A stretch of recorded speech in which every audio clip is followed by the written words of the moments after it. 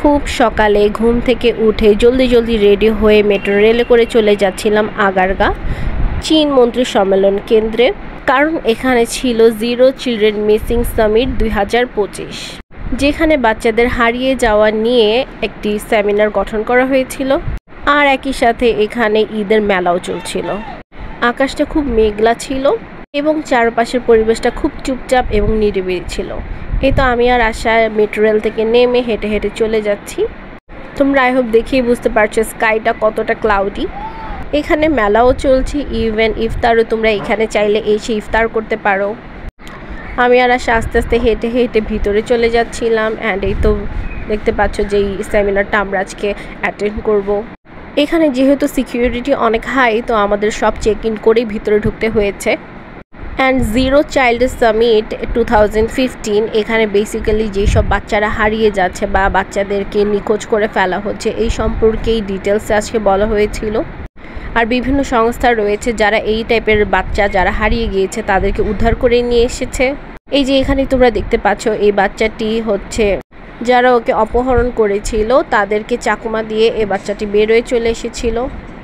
একদম দুরন্ত অ্যান্ড খুব সাহসী এই বাচ্চাটি। তোমরা দেখতেই পাচ্ছ মঞ্চে ডেকে নিয়ে ওকে অ্যাওয়ার্ড দেওয়া হচ্ছে। এখানে আরও এরকম অনেক ফ্যামিলি এসেছে যাদের বাচ্চাদেরকে এখনও পাওয়া যায়নি। কিছু কিছু বাচ্চাকে হত্যা করা হয়েছে, কিছু কিছু বাচ্চাকে ধর্ষণ করা হয়েছে এবং এই টাইপের কেসগুলো এখনও আদালতে চলছে। এখানে তোমরা দেখতে পাচ্ছ কোন কোন বাচ্চাগুলো মিসিং আছে, ওদের ইনফরমেশনগুলো এভাবে দেয়ালে টানিয়ে দেওয়া হয়েছে। অ্যান্ড সব এই বাচ্চাগুলোই হচ্ছে যে আজকের উপস্থাপনাও করছিল। তো ইভেন্ট চলাকালীন সময়ে আমি কিছুটা সময়ের জন্য বের হয়েছিলাম। অ্যান্ড এই তো তোমরা দেখতে পাচ্ছ কিভাবে কত সুন্দর করে পুরো চারপাশটি সাজিয়েছে।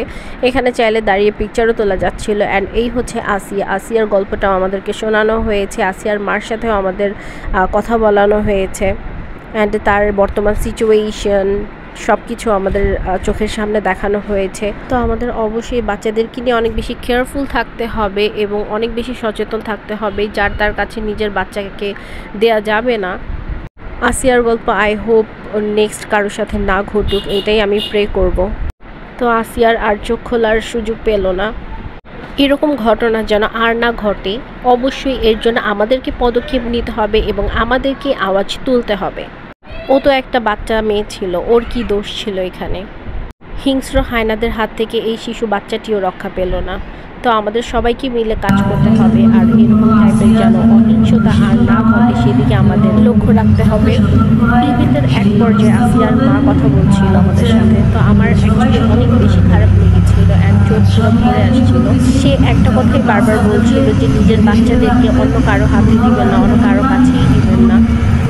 নিজে নিয়ে যাওয়ার ব্যবস্থা করবেন, নিজে নিয়ে আসার ব্যবস্থা করবেন, নিজের বাচ্চার টেক কেয়ার নিজে করবেন, এই সব কিছু বলছিল। যে মা বাচ্চা হারায় শুধু সেই মাই বুঝে এর কষ্ট। তো আজকের এই সোশ্যাল অ্যাওয়ারনেসটি নিয়ে একটি পাপেট শো হয়েছে যেখানে দুটি দলকে তোমরা দেখতে পাচ্ছ, একটি হচ্ছে নাতি আর একটা হচ্ছে গ্র্যানি। তো এদের মাঝখানে অনেক বেশি খুনসুটি হচ্ছিল, এটা দেখে আমরা সবাই হাসতে হাসতে শেষ। তারপরে হয়েছিল সেলফ ডিফেন্স, আমরা কিভাবে আত্মরক্ষা করতে পারবো এই সম্পর্কে আমাদেরকে কিছু টেকনিক দেখিয়ে দেওয়া হচ্ছিল। আর আমার মনে হয় প্রতিটি নারীর সেলফ ডিফেন্স সম্পর্কে জানা খুব বেশি জরুরি। নিজের আত্মরক্ষা ডেফিনেটলি নিজেকেই করতে হবে। এরপর দেখতে পাচ্ছ এখানে অনেকগুলো বাচ্চা দাঁড়িয়ে আছে। তো এখানে অনেকগুলো বাচ্চা হারিয়ে গিয়েছে যাদেরকে এখানকার সংস্থাগুলো খুঁজে পেয়েছে। অ্যান্ড এরপরে সবাই মিলে আমরা করব জয় এই গানটি গাচ্ছিল এবং আমরা সবাই গানটি গাচ্ছিলাম। সব উপস্থাপিকারাও এখানে দেখো একসাথে গান গাচ্ছিল। মঞ্চে প্রত্যেকটি বাচ্চার আলাদা আলাদা স্টোরি রয়েছে, তারা কিভাবে হারিয়ে গিয়েছিল এবং তারপরে তারা কিভাবে মা বাবার কাছে ফিরে গিয়েছে। এই তো দেখতে পাচ্ছ আমি আর আশাও গান গাচ্ছিলাম। And we both was so happy for them. Actually বাচ্চাগুলো যদি এভাবে হারিয়ে যায় তো একটা প্যারেন্টসের কী পরিমাণ কষ্ট হতে পারে, একটা ফ্যামিলি কী পরিমাণ কষ্ট পেতে পারে, এই সব স্টোরিগুলো এখানে আজকে বলা হয়েছে। এইগুলো দেখার পর মনে হচ্ছিল বাচ্চাদের প্রতি আরও বেশি যত্নশীল হতে হবে, তাদের প্রতি আরও বেশি টেক কেয়ার করতে হবে।